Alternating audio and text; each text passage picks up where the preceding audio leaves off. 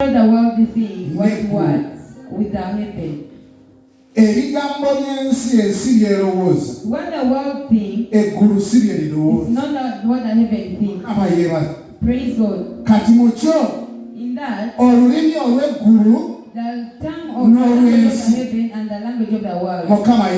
Praise God. The word of the language of the world. As we use and you are seen, as we move like that, they don't know your future. But the language of the heaven sees you. However much you may not be so, you may look to but the language of the heaven is the one that I've chosen. Praise God. There is not any other generation that you will. This is your you are going to do my thing. In the name of God. This is your that you are going to do my thing. The world will be says that Amen. The man David, he was just a young boy. And they used to see him, but they did not expect him. They didn't expect anything. The father did it. But the heaven's language is a man of heart like mine. Praise God. You are here. But in the house of God, God sees you as a powerful youth. You're a powerful man. Now do not look and say, I will go and the word says that you have no future. If you go by that, you are going to. But if you go by that, it's going to make you powerful. Jesus. That makes you cross over in your journey. The name of Jesus.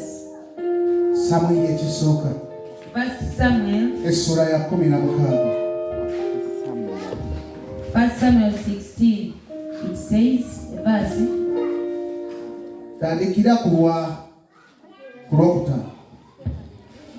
Samuel ekisooka 16 n'ayogera nti mirembe nzize okuwaayo saddaaka eri Mukama mwetukuze mujje nange tugende ku saddaaka. N'atukuza Yese ne batabani be n'abayita okujja ku saddaaka. Awo olwatuuka nga batuuse n'atunuulira Eriyaabu n'ayogera nti mazima Mukama gwafukako amafuta ali mu maaso ge. Njagala owulire gundi eyo bulungi. Olw'omusanvu naye Mukama n'agamba Samwiri nti totunuulira maaso ge newankubadde embala ye bweri empanvu kubanga mugaanyi, kubanga Mukama talaba ng'abantu bwe balaba, kubanga abantu batunuulira okufaanana okw'okungulu, naye Mukama atunuulira mutima. Awo Yese n'alyoka ayita Abinadaabu n'amuyisa mu maaso ga Samwiri n'ayogera nti so n'oyo Mukama tamulonze. Awo Yese n'ayisaawo Sama n'ayogera nti so n'oyo Mukama tamulonze. Yese n'ayisa mu maaso ga Samwiri 7 ku batabani be. Samwiri n'agamba Yese nti Mukama talonze abo. Samwiri n'agamba Yese nti abaana bo bonna bali wano. N'ayogera nti ekyasigaddeyo omuto era laba alunda endiga. Samwiri n'agamba Yese nti tuma bamukime kubanga tetutuule okutuusa lwanajja eno.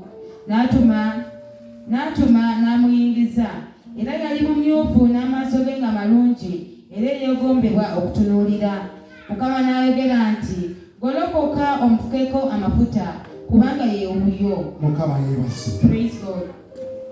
Wakati mu lugendo wano Samwiri nga bamutumye. When Samuel had been saved, mwana wattu yaleeta ennyumba ya Yese.